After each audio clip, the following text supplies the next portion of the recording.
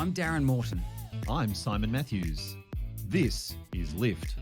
The Lifestyle Medicine podcast where we dive into the science of health and well-being.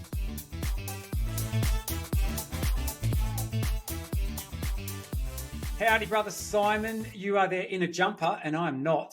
And I can tell you, I've actually just been for a ride.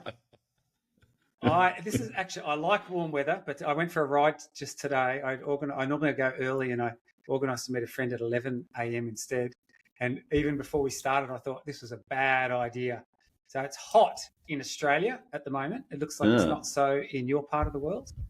It's not so where I am right now. It's about mornings are about 5 degrees, and it is morning here, so it is about 5 degrees. And I'll be heading to the gym later, but I tend to leave this pullover on until I get to the gym and do a workout. The days are getting to about maybe 11 or 12, so it's kind of still cool. That is very cool. Yeah, I tell you what, though, it's a nice pullover you've got there. You're flying the flag for something. I know you've got one exactly the same, so you should. We should do an episode where you wear yours as well, and we will. Even if no one else cares, we'll at least feel like we match. For sure. We'll just wait till it's not like 100 degrees here. But that's from the American College of Lifestyle Medicine conference. We just came back from it. Got our little pullovers. So it was a great event. But I have a question. And in fact, we should maybe share with people that pretty soon in our lineup of episodes, cued by our experience travelling to the American College of Lifestyle Medicine conference, we are going to record an episode on the topic of jet lag and how you can manage that with lifestyle medicine. So jet lag, of course, is something that affects most people at some time or another, and there are some ways that we can approach that I won't say they cure it, but they certainly help us to manage the effects. So we'll get onto that shortly, won't we? We will. But in the meantime, I've got a question for you. So are you familiar with the little poem / song called "There's a Hole in My Bucket"? Here we go. The one that goes, there's a hole in my bucket, dear Liza. Yes, that the one? It's Dear Liza. Yeah. Dear Liza. Yeah. Dear Liza. There's a hole in my bucket, dear Liza. There's a hole in my bucket. That's as much as I know. Well, the quiz question was, how much of it do you know? So this was a short response. There we go. There's your answer. So there's a hole in my bucket, dear Liza, there's a hole in my bucket. That's as much as I know. And there's definitely a hole in the bucket. So can you remember the essence of what the little poem's about, what the little song's about? Absolutely not. Like So, okay. Well, it's a little circular story. So if you remember, they go, there's a hole in my bucket, dear Liza, and then she's instructed to go fix it. And she says, well, go fix it. I think it's Dear Henry. So I should have brushed up on the lyrics too, but Dear Henry. So this will be a reference. This will be a reference to Pygmalion if it's Henry and Liza, I imagine. But true. Yeah, but that's not the point of the story. Henry's instructed to go fix this bucket, and he says, "Okay, I'll go fix it, but there's a problem. I need to cut some wood to do that, and my saw is blunt." And anyway, she says, "Well, we'll go sharpen it then, Henry. Go sharpen your saw." And anyway, says, "Well, I would sharpen my saw, but I need to, use the grinding machine to do that." And she said, "Well, use the grinding machine." And he says, "Well, the problem is I need water. I need water to run the grinding machine while I'm sharpening my axe." And she says, "Well, go get the water." And he said, "I can't because there's a hole in my bucket." Right? So anyway. Can I just make an observation at this point? Sure. That these two would be useless in an emergency. Exactly right. So it's this nice little circular, like, hey, I can't do that. Well, why? And then we're back to the same problem, and then they go around in circles. So it's one of those sort of never-ending endings in little ditties. But it reminds me of this whole idea of the 5 whys. And maybe you've heard about the 5 whys before. And absolutely. I'm thinking one of the pioneering voices in this space was Sakichi Toyota, spelt with a white toy odor, but he was actually the founder of the Toyota Corporation. And he had this little thing where he'd talk about the 5 whys. So if there was a problem, he would ask why. What's the cause of that problem? And then you would have to go, what's the cause of that?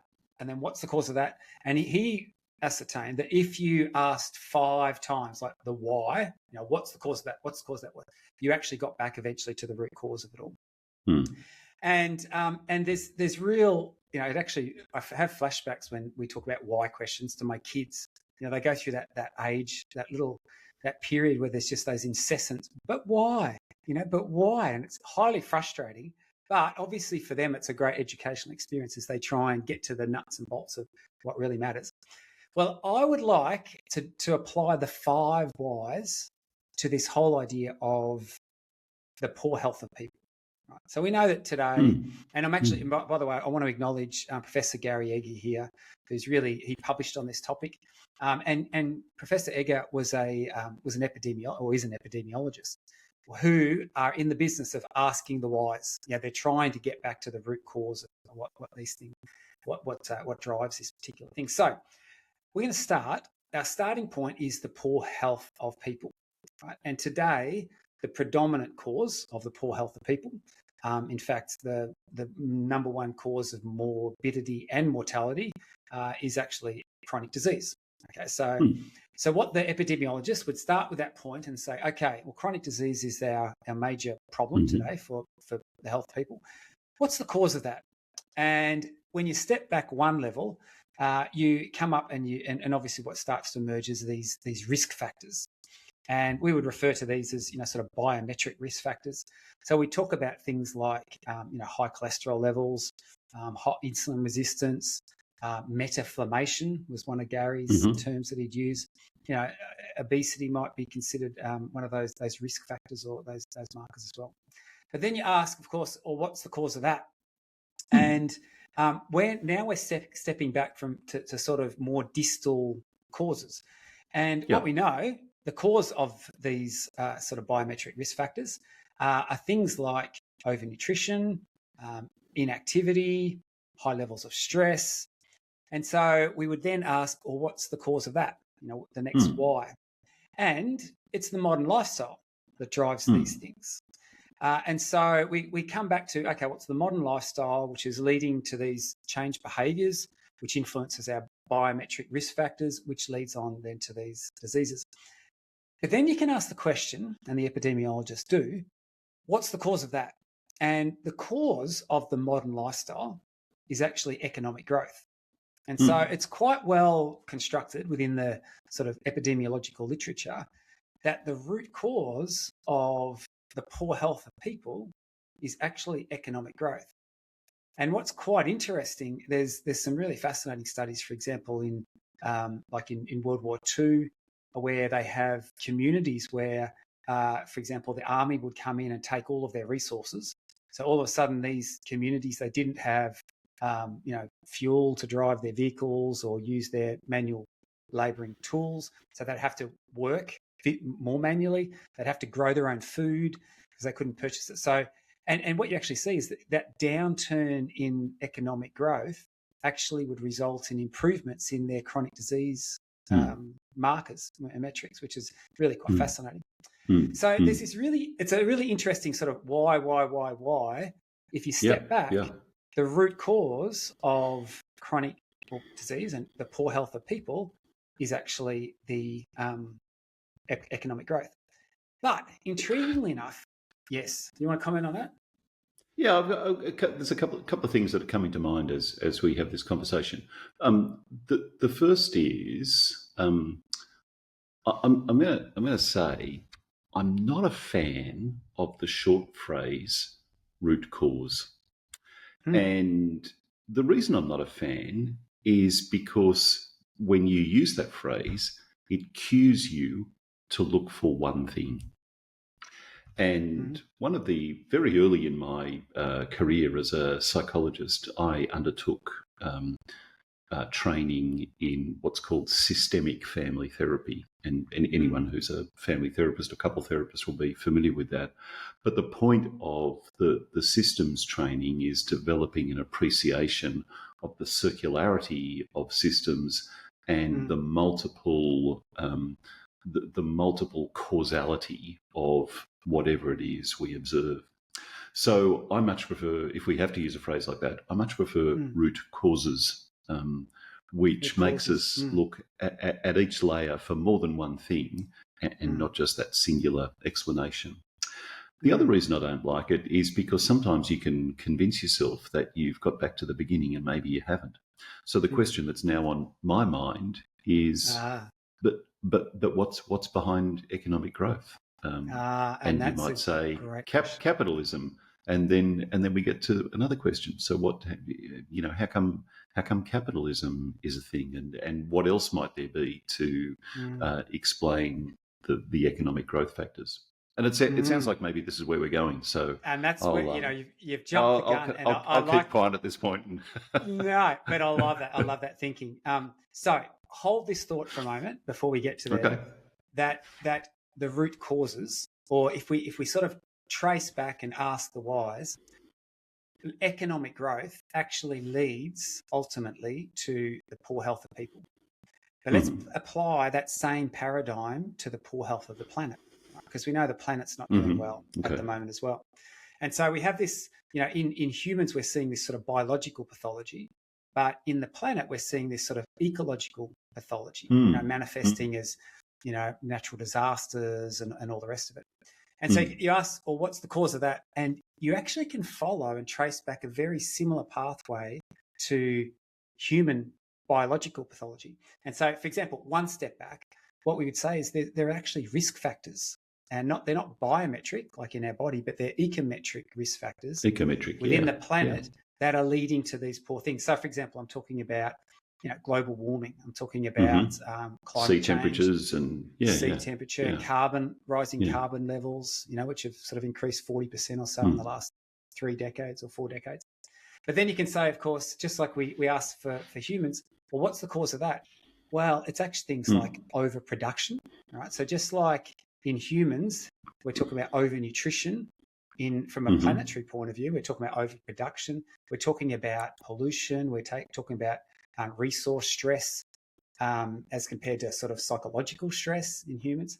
And then if we ask, well, what's the question, the cause of that? Well, it's the modern lifestyle. And then, of course, if you ask what the cause of that, it links back, or can be linked back to this whole concept of economic growth. What I find fascinating, so this is Gary Eger's work, and I find this fascinating because what it really says is that you can trace a common thread from economic growth to this downstream spilling over of both the poor health of people and the planet.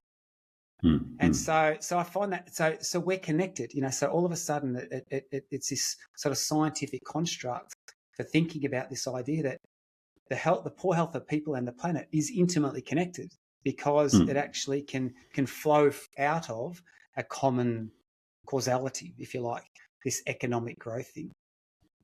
So this is where we go to where you've already gone. The epidemiologists often stop at that point. But I'd love to ask the question, like you already have, well, what's the cause of that? What is it? What is the cause of economic growth? And I want to posit that the cause of that is actually, and I'm interested, and I'm going to use this term, and I don't know if it's the correct term to use, but I actually saw a Medscape article come out just last week, and it used this term, and it sort of caught my eye. But it said it referred to the human condition. Right? It's like there's something about us humans that just very nicely flows into this whole idea of economic growth. Of bigger, better, and bigger and better is better, like that kind of concept. And of course, there's value in that. Like I look around at the technologies that we have, this whole idea of us sort of, there's actually a great, I was listening to a song by Dan and Shay, the country singers, and it's called Bigger Houses. And they, in the song, the lyrics talk about there will always be a higher high. And it's true, like I think when I learned to hang glide, we started on a sand dune, But as soon as you were sort of done a few runs on there, you're looking up the hill like, oh, I wonder what it'd be like to be up there. And we see this. This is just, and even in kids, we see this. I'd love to do an experiment with kids where, you said, hey, kids, come and play with these toys. And, and you have a few toys for them to play, maybe a little jump that they can do with their toy cars. But over in the corner, have a big jump, with some bigger toys. And see how long does it take for even kids to go, looks good over there. Like, how can I tap into that? It's like there's something in us humans. I'd love your thoughts on this. Something in us humans that drives bigger and better. Yeah. So I'm going to say I'm not a fan of the phrase "the human condition," and now people are going to start forming this idea that I don't like two-word phrases, which is not true. Ice cream, for example, I love that phrase. You like? Yeah. So it's nothing about two-word phrases, but the human condition leads us to form the view that there again is a single human condition. And I don't think there is. I guess at some stage, if we get distal enough, we can say that. But in becoming that distal, we lose a lot of meaning and nuance as well. The human condition is a bit like you've spoken about this recently. A bit like that box in the structural equation model that just says other factors. Yeah. We don't know what they are, but we think there's something there, so we're just going to call it something, and it really doesn't explain anything. So to sort of truly explore this, I think we need to ask, what elements of it are, what elements of humanity or being human might be driving this. And you've mentioned the idea of, the idea you just mentioned is possibly. It's probably a combination. It's a combination of curiosity, of desire. There's an initial curiosity about what's over there. Then there's a desire to be there, to do that. Perhaps there's also an underlying belief.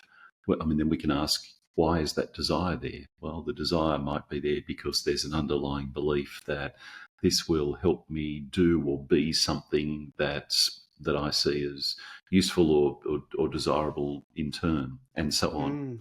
So we can keep exploring these. So when we talk about the human condition, I think we really need to start unpacking what that is and what it actually means, and at some level. So if we use this idea of proximal factors, the things closest to us, medial factors, and then the distal factors, the things furthest away.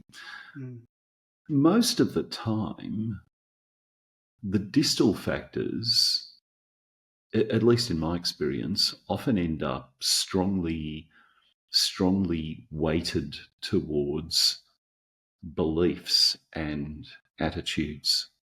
We are influenced to do things because somewhere we have a belief that action or that object or whatever it might be is going to do or bring something desirable for us, and therefore we pursue it. So, for example, it would be very easy to, in the context we're talking about, it would be very easy to stop at the notion of greed as explanatory and say, well, the planet's in the state it is because of human greed. That's greed drives capitalism. Well, let's accept that tentatively just for a moment. But why is greed there? Why do humans behave in that way? And I don't have a definitive answer to that, but I guess at some level there's maybe something to do with survival fear that we could surmise comes into that. If I've got a fundamental concern about my capacity to survive, then one of the things I might do is gather and hoard a lot of things so that I can be confident that I'm going to be able to live through periods of famine or darkness or something like that.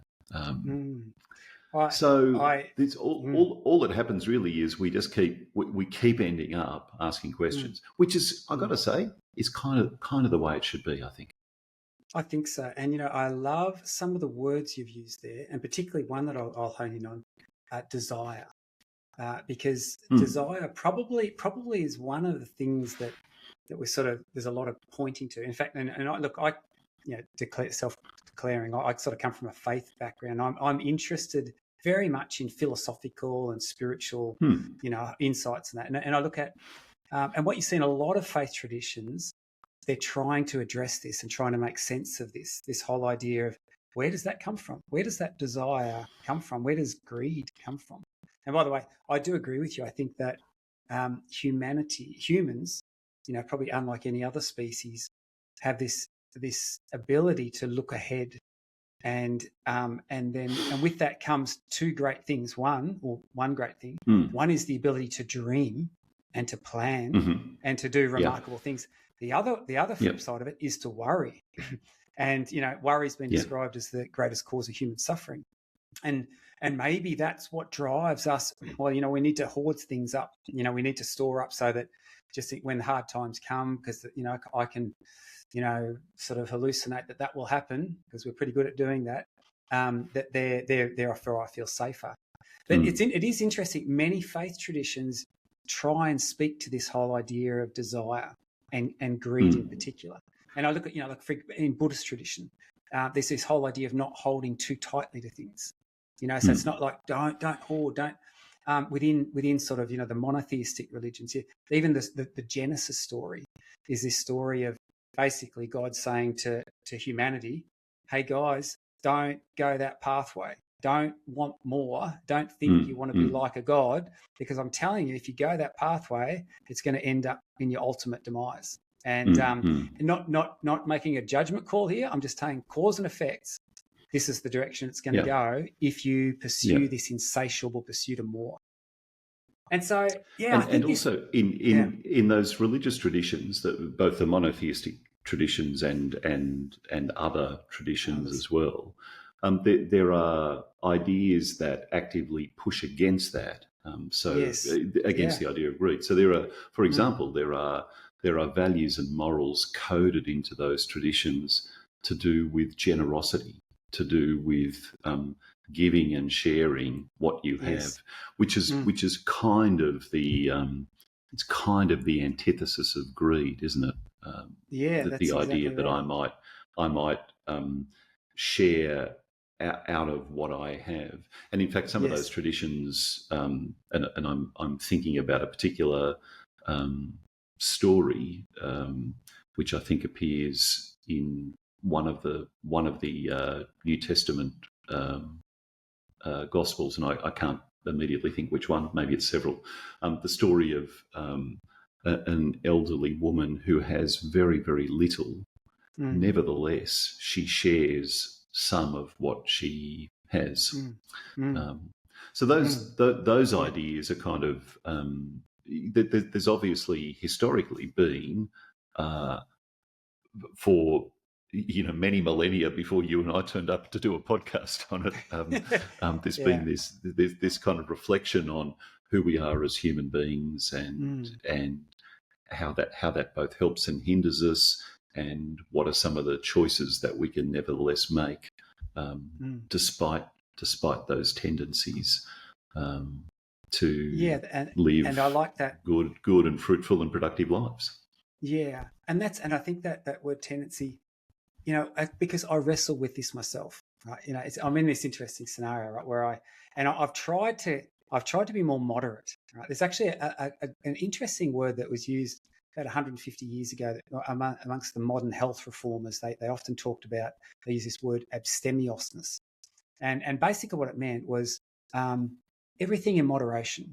No, even good things you can get too much of a good thing. So sort of you don't always have to be bigger, better, and all the rest of it. And I find it a really interesting term. And I struggle with this because my latest sport, for example, is foiling, right? So I'm into this surf foiling and all the rest of it.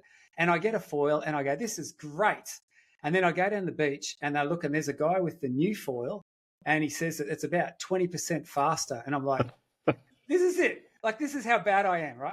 I'm bearing myself and I'm like, 20% faster, that would be really great. And next thing you know, all of a sudden I've got one of those as well. But then the next model comes out and it's just this. All of a sudden. All of a sudden. And I proliferate my toys, right? And I'm thinking, I want to, hey, but here's the interesting thing.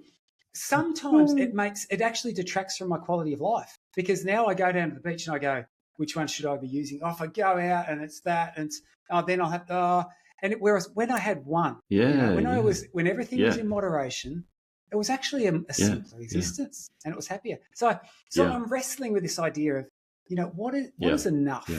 Maybe that's the word. What's enough? What is enough?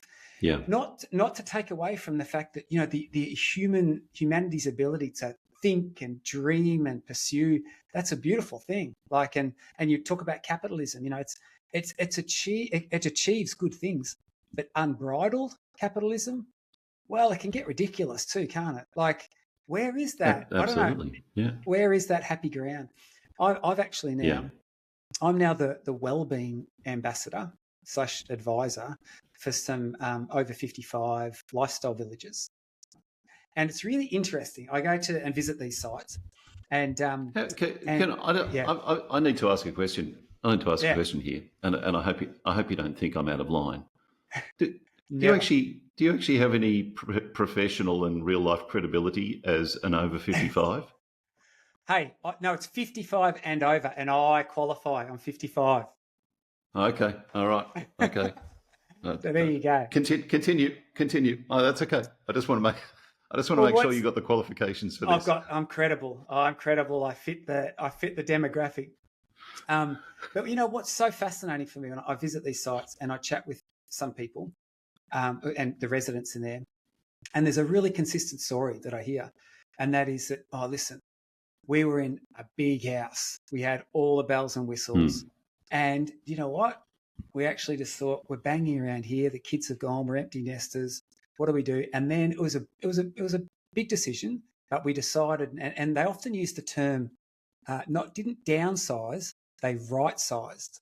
And I quite like that. Right-sized. So they right-sized and they've moved into this lifestyle village. And, we're not talking about shabby village here. This is like, one of the ones I went to recently, beautiful clubhouse. There's a pool there. There's, a little cinema. There's, so it's a beautiful spot. But their homes are relatively simple, very nice, but quite similar in as well. There's consistency throughout. And these people consistently say, should have done this years ago. Like, this is, we've got all this community around us. We don't have to care for things. It's not like there's ongoing maintenance with all these things, trying to decide which foil you're going to use that day. And we've got, meaningful things we can engage with. And they're saying, this is just a beautiful thing. Like, this is, and it has been this, it's this moderation in desire, really. Maybe it's a different kind of desire. Maybe it's desiring the right things at the right time. I don't know. I haven't thought hard enough about this, but I'm interested in this. Yeah. What is enough? What is enough? And do we, in the pursuit of more, do we actually detract not only from our own well-being as the flow-on effect, but from the well-being of the planet too?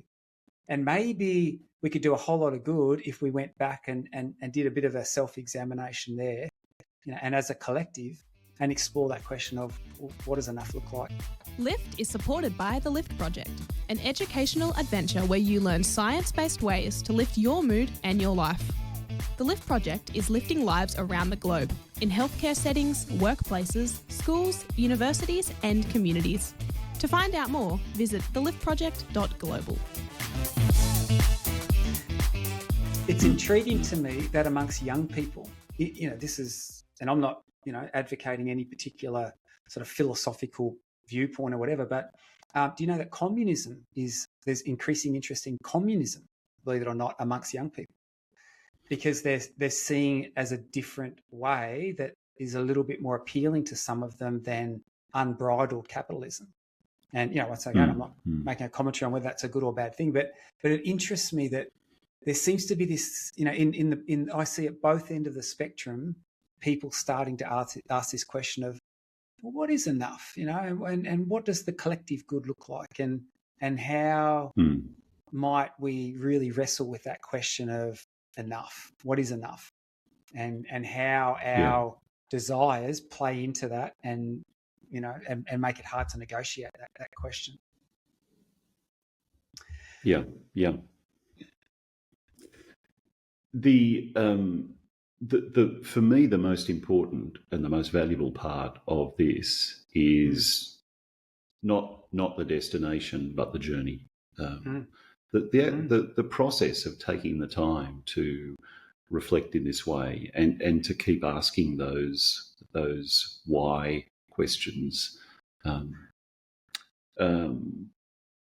because that's what leads, I think, to ultimately our deeper understanding and also a greater capacity to make choices about what we do based on a range of perspectives rather than a single one. So if we use your foil example, and by the way, I will never understand your unending fascination with devices that you have to construct in order to use.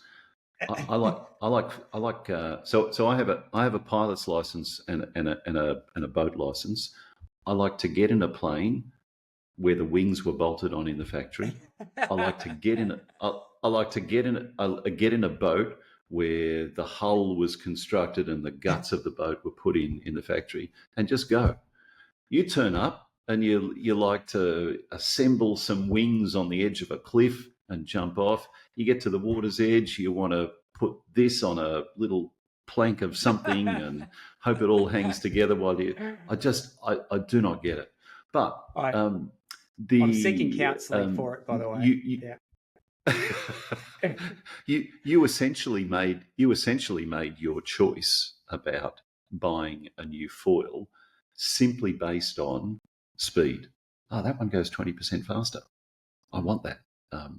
And without that depth of internal exploration and reflection on the why behind the why behind the why behind the why, that's what often ends up happening. We make choices, I think, based on a single or maybe two small factors rather than taking things much more broadly into account.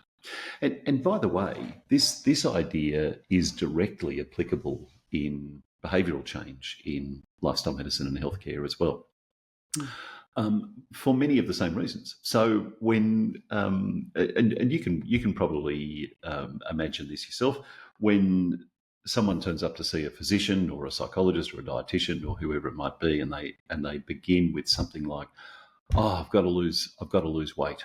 I've got to lose weight. I've got to get fit. I've got to quit smoking. I've got to do whatever."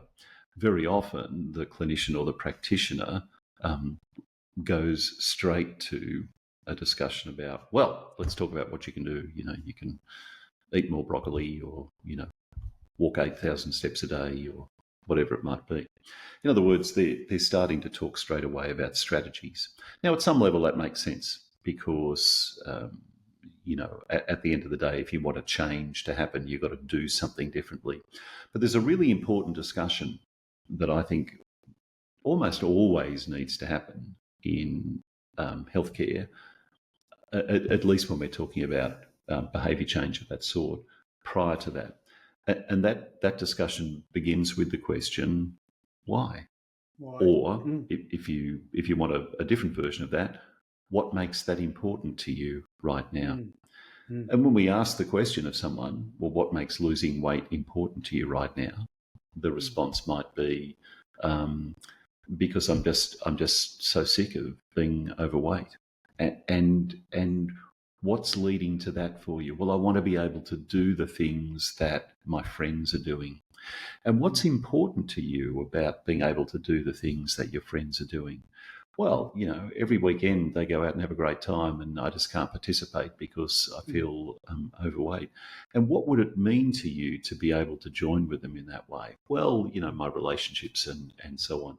And the more we ask that question, why or what's important to you about that or some variation of it, the closer we get to kind of the heart of the need that the person has for change.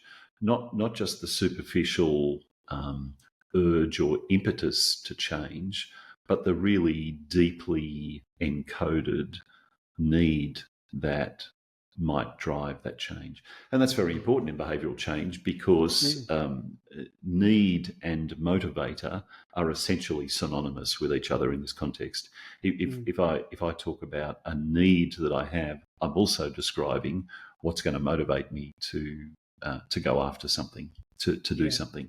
This is easy to demonstrate. If you're thirsty, you have a need for water. And that need is going to make you go to the kitchen tap and pour yourself a glass of water. If you're hungry, that need is going to shape your behaviour so that you go to the refrigerator and pull out an apple or a mandarin or something like that. So needs are motivators, and in behavioural change contexts, the closer we can get to those, the more we can approach those, and the bigger base of those we can build and understand, the more likely that person is then to have some anchors for their behavioural change efforts that will keep them moving forward, even when things get challenging. Because now I'm not just doing 100 push-ups every day because I feel like I should do 100 push-ups every day because I want to lose some weight. I'm doing 100 push-ups every day because I can see myself getting stronger bit by bit, and I know that doing 100 push-ups every day means I'm going to be able to play ultimate frisbee every weekend with my friends, and I love that game. Yeah, I think that's a great example of those 5 whys, really. Getting back to the root cause, even though you don't like that term. But yeah, I agree with that. And and once again, Simon Sinek talks about start with why, and it's a great place to start. So, you know what? This has been an interesting discussion. I think for me, it's a bit of a self-examination that I think that I need to take into account. This whole idea of why do I pursue these things, and could they ultimately lead to not just, my poor well-being, but if this pursuit and this desire is unbridled, but even the poor well-being of the planet too. And, maybe we need to be pursuing not so much sort of material affluence, but things like time affluence, social connectedness affluence, putting some of those truly important things front and center, and asking the question, how is this going to affect? If I want these bigger and better toys, it means I have to work more, and then I'm not going to see as much of my family. What does that look like? And so I think this whole idea of asking the question, what's enough? What does enough really look like? Certainly, it's prompted me as we conclude to go back to my garage and then start to look at which toys do I really need here, and which ones maybe do I need to offload. So yeah, and you could while you're in the garage, there's one other thing that you should do. Just lift up all your buckets and make sure they don't have holes in them. Holes. Well said, brother. Well said. Lift is presented by Simon Matthews and Darren Morton. It's sponsored by the Lift Project and supported by Avondale University. Music provided by Pixabay. If you have a question or a topic you would like to hear more about, send us an email to podcast@theliftproject.global. The Lift Project. Lift your mood, lift your life.